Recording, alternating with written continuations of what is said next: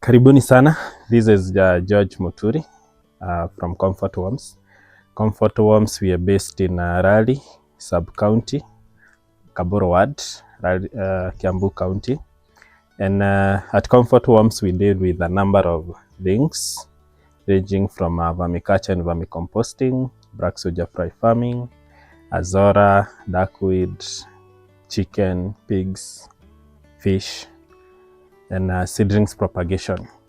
So those are the activities that we undertake here, but vermicomposting gets to be the biggest project that we are running. And today we are going to be discussing about vermiculture and vermicomposting, and how a farmer can be able to start and grow the whole project. So come with us and let's run together.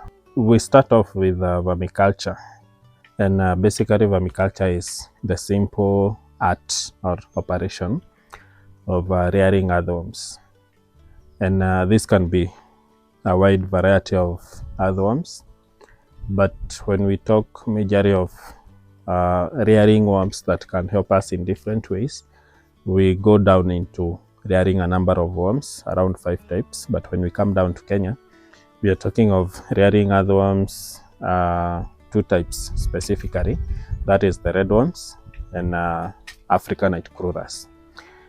And then when we go a step further and discuss about vermicomposting, we are talking about using the worms which we have already grown or populated through the vermiculture process, and now we use these worms to compost and generally to break down any organic waste, ranging from farm waste, ranging from animal droppings, and out of the whole process of vermicomposting, that is now where we get the vermicompost, which we use as an organic fertilizer. So when we discuss in depth about vermiculture, there are a number of things that we look at.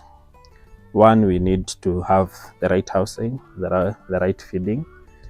And when we talk about the right housing, we are talking of a structure or a unit that will be able to protect the worms from direct sunlight, from rains. And then when we go into feeding, we are talking of a variety of feeds, because now we are looking at a place where the worms will be able to populate more. The worms will have a variety of items to feed on. And in this area, we are talking of waste like cow dung, plant waste at the farm, that is both green and dry. And also we are talking of using items like fruit waste, eggshells. So all these materials are very good when we are talking about vermiculture.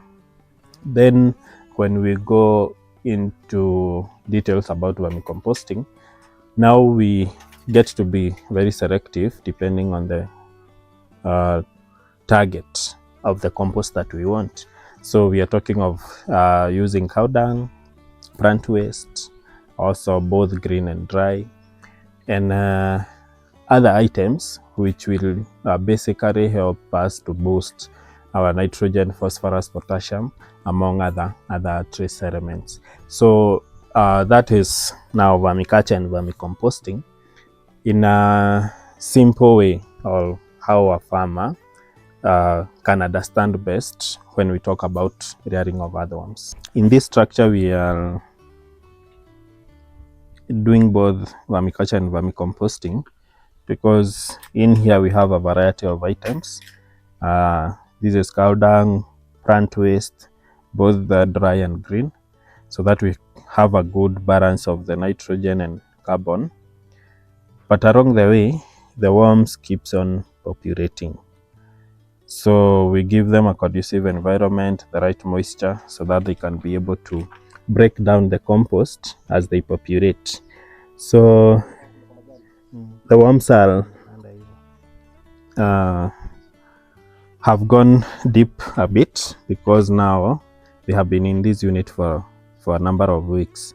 Normally we keep them in this unit for 8 weeks.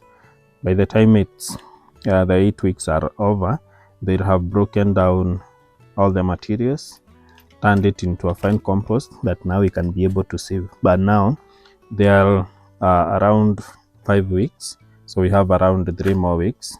So within the 3 weeks, the materials will have broken down well, and also the moisture will be good, such that now we can be able to start harvesting the compost. So generally this is the structure that we need.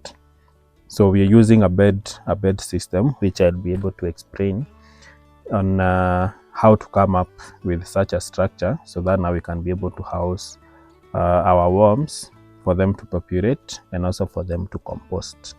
The nutrient composition, the pH, majorly the nutrient, pH na the trace elements yenye zinafaa kuwa kwa mbolea.